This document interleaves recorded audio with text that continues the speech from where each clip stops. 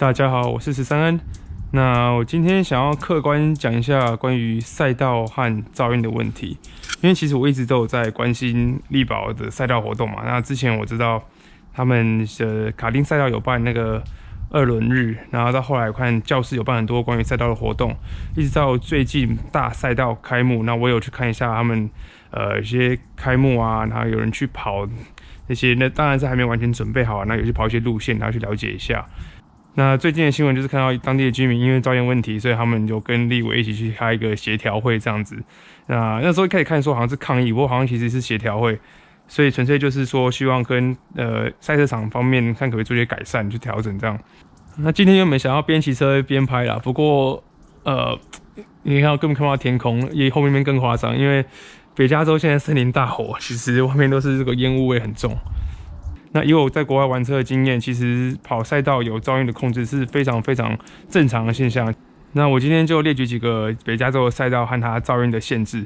那加州这边的赛道通常他们都不是在原地去测你的噪音值，尤其是你必须要大吹油的情况下，然后去测你的噪音，所以他们才会知道说在这个赛车场上呢最大的噪音值是多少。那以我常去的 Laguna Seca 来做例子来讲，那时候他们的限制是92 dB， 就是92分贝。它是在一个上坡去做测试。那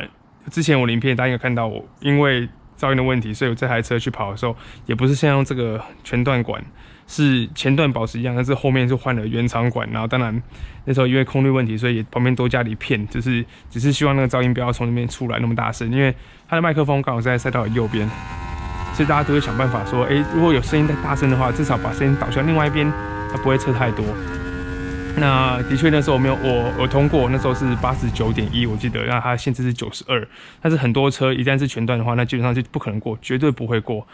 那通常赛道活动主办单位都跟你说，如果你今天全段管呢，你没有特别去改你的消音塞，或是换成原厂管的话，你根本就不要来，因为绝对不会过。那会有这么多的限制，就是因为当地居民的抗议。那当地居民这件事就很有趣。我之前说过，Laguna Seca是个历史悠久的赛道。那在过去成立赛道的时候，旁边是没有人的，都没有人住。那所以那边环境真的很漂亮，有山有水，然后旁边的过去也就是靠海，所以当得很，那就越来越多人，也有钱人就会慢慢搬过去那边，然后开始盖豪宅。就盖豪宅之后，他们才发现说，哇，这个赛道声音好吵，所以他们就来抗议。所以这件事情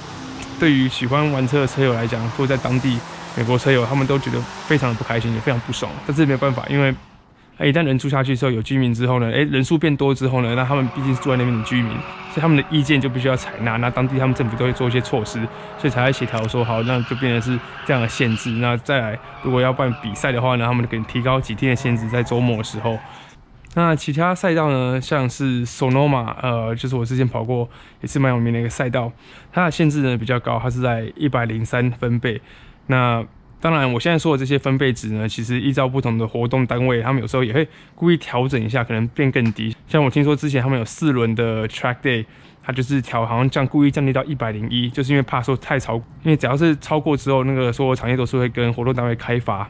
那所以没有人想要多罚钱啊，他们就会想要让车友就是在故意降低一点，然后避免这件事情发生。那另外更远的呢是 Thunder Hill， 之前就是感觉比较像沙漠一片荒芜的感觉，那边也是最高是限制到103，所以在103分贝的时候，这个数值其实我觉得是算非常高了。那因为车子正在改装的时候，通常全段管拉下去，补油最大的数值，我记得差不多是快100。那我现在讲也只是做参考，因为我没有去拿专业的仪器去做测，说我机车多大声，或者我其他车多大声。那我现在来讲另外一个赛道，叫做 Buttonwillow， 就是我之前这台人300做屁股冰测的那个赛道。那个赛道呢，就真的是在一个鸟不生蛋的地方，然后它是在高速公路正旁边。那在那个活动呢，就完全没有噪音限制。好，那我刚刚讲的这些赛道呢，其实都是历史悠久的赛道，都是很早以前创立之后呢，也许那时候附近都没什么居民，但慢慢后来可能有些居民会搬过去住，这样也是因为这样的原因，大家知道说赛道在那边其实一段时间了，所以只要因为有居民开始后面抗议说啊那个什么黑那么大声啊，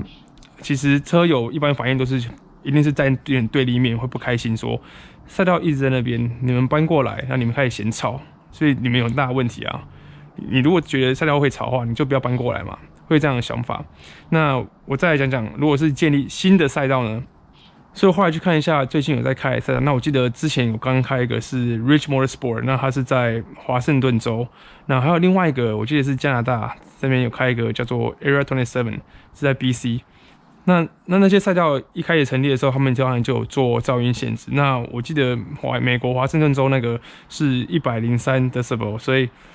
其实也是很高，像 Thunder Hill 一样。那再后来另外一个是 Area 27， 我记得，那它呢好像目前并没有明文规定，但未来好像有说也是要调到差不多100分贝、103分贝。那些赛道当然他们盖的时候也是盖在一个就是人烟稀少的地方，所以他们的标准可能可以拉高一点。好了，那讲到这边，我想回到台湾赛车场现在遇到的问题。那我当然也是客观的讲，因为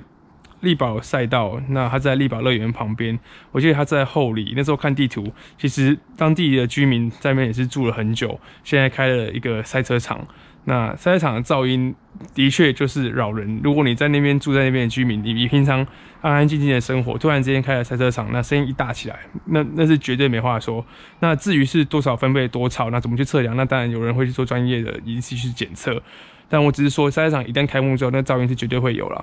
所以今天当地居民如果会有反应、会抗议的话，我觉得这也是非常正常的事情。那很多时候就是变成是赛道本身要去跟当地居民他们做协调，说用什么方法，因为其实一个赛车场啊，我那时候看关于Area 27， 就是加拿大那个赛车场，它开幕的时候，他们主要提的那个proposal 就是说，因为开了赛场之后，可以带当地很大的经济效益，开始可能会办比赛啊、办活动啊、住宿啊什么的。那我相信同样的模式是可以套用在力宝赛车场的，只是看他们要去怎么去做处理。那我看了力宝相关资料，我发现力宝其实有在设立那个隔音墙嘛，那好像原本就是在做，只是还没做完。其实，在美国这些赛道啊 ，Laguna Seca 或者 Sonoma Raceway， 很多时候他们办活动，可能大型点活动，旁边居民也是马上会投诉。那这件事情就变成是常常就要去做协调，看怎么样共存，说，在不关闭赛车场的情况下要怎么样去，可能降低你的声音啊，或是可能选不同时段，让大家都可以接受。这是一个蛮难的课题，就是了。总而言之，我只是想跟大家说，一旦有了赛车场之后，那这个噪音问题呢，一定会一直浮现出来。那当地的居民或是附近的住户一定会时常投诉，跟你说你太大声啊，所以就要一直做协调。这可能是一直 ongoing effort， 就像我刚刚讲美国发生的事情，是不会停下来的。但是要怎么样做到说可以不要再关闭赛车场，然后去做，又达到说可以让当地居民就是接受的范围，这就是大家要探讨的。那我要客观的说一句话，就是很多车友可能会因为赛车场受到这样的威胁然后非常不开心，他们甚至会指责当地的居民。我虽然对台湾的真正文化并不是很了解，但是我相信噪音问题呢，这是一定有，那也是一定要解决的。我也希望很多车友不只是站在自己的立场，也可以站在当地住户的立场，然后去看说有什么方法呢，可以达到两方都开心。因为好不容易有了第二个赛车场，然后在台中又离这么多车友这么近，可以让很多人不用跑去山道去测自己的极限，可以到安全场去练车。所以我希望可以继续发展下去了。好了，那我今天讲到这边，那我想大家可以好好想一想，谢谢大家。